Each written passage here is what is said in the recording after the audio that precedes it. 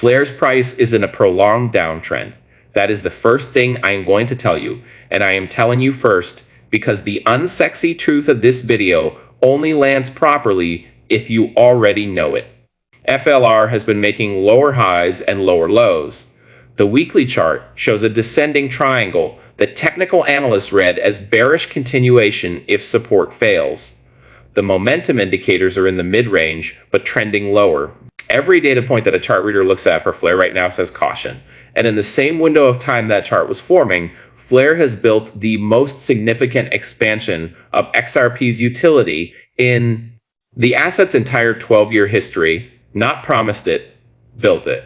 132 million FXRP minted. 89% of it actively deployed in live DeFi protocols. The first ever XRP lending and borrowing through Morpho. The first ever XRP yield product through EarnXRP targeting for 10% returns. The first XRP spot market on Hyperliquid. 6.5 million FXRP deposited from 600 wallets in a single 3-week quest. A governance vote, concluding right now. As of the time of recording, on July the 12th and 13th, that could deploy Flare confidential compute to the Songbird Canary network, the first live delivery of the Flare 2.0 architecture that would add a programmable smart contract execution layer. To XRP Ledger itself, 2 facts, same period, price going down, infrastructure going up. And the gap between those 2 facts is the most important signal in this entire story. Not for the reasons most people assume when they hear about a falling price alongside growing infrastructure. For a reason that is more specific and more revealing than the generic "it's being accumulated" narrative that gets attached to every downtrending asset with a passionate community. The reason this specific gap matters is what it tells you about the mechanism, about what actually has to happen for the price to follow the infrastructure, about who has to do what before the chart starts reflecting, what the network is building, and about the math looks like if that mechanism triggers on the timeline that the current deployment velocity suggests is possible. Let me trace the mechanism first, because this is the investigative part of the video, and it is the part that changes how you understand both assets, not just Flare, but XRP as well, because understanding what Flare is doing for XRP requires understanding something about XRP that most XRP holders have never been asked to think about directly. The XRP Ledger was designed without smart contracts, not accidentally, deliberately. Before we continue, if you enjoy this type of content, don't forget to subscribe to my channel. If you're interested in joining my GCRIG arbitrage trading team, leave a comment on this video or send me a direct message on WhatsApp or Telegram using the links in the description. You can also sign up directly using the link below. Now, let's get back to the topic. The XRP Ledger is an extraordinarily fast, extraordinarily cheap, extraordinarily reliable payment and settlement network. Its design prioritizes those properties: speed, cost, finality, above everything else. Smart contracts add complexity. Complexity adds surface area. Surface area creates risk. The XRP Ledger's design philosophy says, do the payment infrastructure perfectly and let other layers handle programmability. That is not a limitation. It is an architectural choice. The same architectural choice that made Bitcoin simple enough to survive as a store of value, while networks that tried to do everything became complicated enough to fail at the things that mattered most. The decision was not made carelessly. David Schwartz, one of the original architects of the XRP Ledger, has talked about this explicitly. The goal was to build the fastest, most reliable settlement layer possible without introducing the surface area for the kinds of exploits that have cost smart contract networks billions of dollars over their history. The XRP Ledger has never been successfully hacked. It has never had a protocol-level exploit. It has been running continuously since 2012 with a security record that no smart contract platform can match. That record is a direct consequence of the design simplicity. The simplicity is a feature. The absence of smart contracts is not an oversight waiting to be fixed. It is the thing that makes the XRP Ledger trustworthy enough for the institutional settlement use cases it is being built for. But that architectural choice had a consequence. For 12 years, while Ethereum holders lent their ETH on AEV, while they provided liquidity on Uniswap, while they earned yield through 100 different DeFi applications, XRP holders held XRP. They used it for payments, they traded it on exchanges, and that was essentially the full set of options. Not because XRP was less valuable, because the network it lives on was designed to do one thing perfectly rather than everything adequately. 12 years of watching Ethereum DeFi generate billions in yield for Ethereum holders while XRP sat in wallets doing nothing except occasionally appreciating. Flare is the specific architecture that ends that. And I want to trace what actually happens when an XRP holder uses Flare, because the mechanism is the signal, and most coverage of Flare describes the outcomes without describing the mechanism that produces them. You hold XRP on the XRP Ledger. You want to earn yield without selling it. You access Flare Smart Accounts, which since the F-Assets V1.3 launch in May 2026, reduces the minting process to a single XRPL payment transaction with a memo. Your XRP is deposited. On the Flare side, independent agents provide over-collateral backing denominated in FLR, Flare's native token. FXRP is issued to you on a one-to-one basis against your locked XRP. The over-collateral from agents creates a liquidation buffer. If FLR prices drop, agents earn minting and redemption fees. You now hold FXRP. With FXRP, you have options that XRP on the XRP Ledger never gave you. You can deposit it into Morpho, the crypto lending protocol, integrated with Flare in February 2026, and lend it to earn interest. You can use it as collateral to borrow stablecoins. You can deposit it into EarnXRP, the yield vault launched through Upshift Finance, Clearstar, and Flare that allocates across carry trades, staking, and cover underwriting through Firelight Finance and earn 10% returns. You can provide liquidity on Flare's DEX.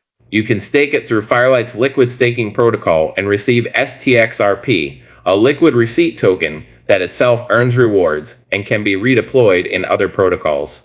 That last part deserves a moment, because it is where the compounding mechanics become genuinely interesting and where most explanations of Flare stop too early. STXRP is a receipt token. When you stake FXRP through Firelight, you receive STXRP representing your deposit. That STXRP earns staking rewards continuously. It is not locked. It is liquid. You can sell it or transfer it or use it in other protocols while it is still earning. And because STXRP can itself be deposited into EarnXRP alongside regular XRP, a holder who wants maximum yield is running a compounding loop where STXRP earns staking rewards and participates in the EarnXRP vault's carry trades and cover underwriting at the same time. Two yield streams from a single underlying XRP position, neither requiring the holder to sell their XRP, neither requiring the holder to trust a centralized custodian. Both running on Flare's proof-of-stake consensus, where 98% of stake is community held and no single data provider can exceed 3.3% of total stake. The first phase of XRPFI locked approximately $200 million worth of XRP. $200 million of XRP activated into DeFi for the first time in the asset's history, and F-Assets V1.3, reducing the minting process to a single XRPL payment transaction with a memo, is the specific friction reduction that makes the next phase of growth possible. Moving from early adopters who were willing to navigate a complex multi-step process to the broader XRP holder base who will mint FXRP the same way they do any other on-chain action. Simple. One transaction, memo included, done. Your XRP has not moved. It is still on the XRP ledger. It is still yours, but a programmable representation of it is now earning yield in DeFi applications that the XRP Ledger itself was never designed to support. That is the mechanism. And now look at what the mechanism requires at every step in terms of FLR. The agents who provide over-collateral backing for FXRP minting must hold FLR as collateral. Every FXRP minted requires FLR to be locked as the collateral backstop. 132 million FXRP currently minted means a proportional amount of FLR is currently locked as agent collateral for that minting to exist.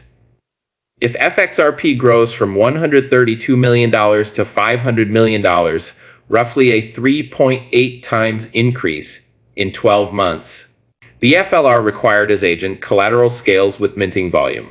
Annual burn goes from $300 million FLR to potentially higher if network transaction volume grows, with the increased DeFi activity from $500 million FXRP. Annual inflation is now capped at 3% of remaining supply, a fixed ceiling that decreases as a proportion of demand every time a new FXRP user requires agent collateral. The deflationary dynamic is mathematical. More FXRP minting requires more FLR locked. More transactions burn more FLR, less new FLR being issued. The supply available to purchase on the open market shrinks as the utility demand grows on an asset with whose price chart currently shows a descending triangle. Now, the Flare confidential compute vote, this is happening right now, voting concluding July 12th and 13th, and it is the most underreported development in the Flare story. As of the time of recording, FCC introduces trusted execution environments, secure computing environments where code runs in a verifiable, tamper-proof enclave that even the machine operator cannot access. It introduces protocol-managed wallets, a system where Flare's protocol itself manages cryptographic keys across multiple external blockchains, enabling Flare to read and write to external blockchains without bridges or wrapped tokens. If FCC deploys to Songbird successfully and then comes to Flare mainnet, the Flare 2.0 architecture can add a programmable execution layer to XRP Ledger itself, not a bridge to XRP, not a wrapped version of XRP, a programmable execution layer that sits alongside XRP Ledger and enables smart contracts that can read XRP Ledger state and trigger actions based on it. That is a qualitatively different kind of programmability from what FXRP already provides. It is the difference between representing XRP in a smart contract environment and enabling smart contract logic to operate on XRP's native environment directly. The STP-13 government's proposal that deploys FCC to Songbird is the first step. Songbird is Flare's canary network, the live testing environment where new features deploy before coming to mainnet. A successful STP-13 vote and deployment means the Flare 2.0 architecture is live in production on Songbird with real economic risk attached before anyone commits it to the Flare mainnet. That is the correct sequencing for deploying protocol level changes of this magnitude, and it is happening right now. There is something about the timing of all of this that I think deserves to be said plainly rather than left as an implication. The Granite upgrade, which updates Flare's core software and implements the FIT16 tokenomic changes, requires all node operators to update before July 14th, 2026. That deadline is in 2 days from the time of recording. The FCC governance vote concludes in 1 to 2 days. Flare is at an extraordinary confluence of technical and governance milestones in a single week. Mandatory node upgrades, a consequential governance vote, and burn mechanics activating at their new elevated rate, while the price chart shows a descending triangle at support. That specific combination of maximum technical activity simultaneous with maximum price bearishness is the same combination that preceded FLR's 68% surge in July 2025. Not a guarantee of the same outcome. A recognizable pattern from a year ago on the same asset. Now, the unsexy truth that this whole video has been building toward the people who understood the mechanism, who traced what happens when FXRP minting scales, who understood that FLR is the required collateral for every minted FXRP, who saw that inflation being cut while burn accelerates, creates a contracting supply against expanding collateral demand. Those people were not reading the price chart. They were reading the mechanism. The chart told them caution. The mechanism told them something different. And the mechanism is the thing that determines what the price does next. Not immediately, but eventually. Because the price of any asset with a real mechanism underneath it eventually reflects that mechanism. The timing is unpredictable. The direction, when the mechanism is structurally sound, is not. XRP holders spent 12 years holding an asset that did one thing extraordinarily well: payment settlement, while watching other chains generate yield for their holders through DeFi infrastructure that XRP's architecture was never designed to support. That wait ended when Flare launched FXRP on mainnet in September 2025. It deepened when Morpho integration brought XRP lending in February 2026. It widened when EarnXRP launched Yield Vault. It expanded when F-Assets v1.3 made single transaction minting possible in May, and it is about to deepen again. If FCC deploys to Songbird this week, and the Flare 2.0 architecture begins its progression toward the XRP Ledger execution layer. So here's the question this video closes on, and I want you to actually answer it in the comments rather than just reading past it. If XRP now has yield through EarnXRP's for 10% returns, if XRP now has lending and borrowing through Morpho, if XRP now has spot trading on Hyperliquid through FXRP, if the governance vote this week could add a programmable execution layer to XRP Ledger itself, what is the last remaining reason to hold XRP as a purely payment asset and ignore everything that Flare makes possible on top of it? Not a rhetorical question, a genuine one, because the answer reveals exactly what the remaining gap in XRP's utility story is. The gap between what Flare has already built and what XRP holders are actually using, and that gap is the next adoption frontier for both assets simultaneously. If understanding the mechanism changed how you see either FLR's downtrend or XRP's programmability gap, hit the like button. It is how this kind of mechanism-first analysis reaches people who are reading the price chart and missing what the collateral demand data is saying underneath it. Subscribe if you want the update when the FCC deployment result and the Granite upgrade data come in this week, because the next 48 hours are the most consequential for this story since FXRP launched on mainnet. And share this with every XRP holder in your life who has never minted a single FXRP, because they are holding an asset that now has a DeFi layer on top of it, and most of them do not know it yet. The mechanism is real, the chart is lagging. The question is when those two things meet. Have a great day. If you enjoyed this video, don't forget to like, subscribe to the channel, and be sure to join my free Telegram community with the link on my channel, where I post my daily crypto experience and arbitrage opportunities you can't get anywhere else.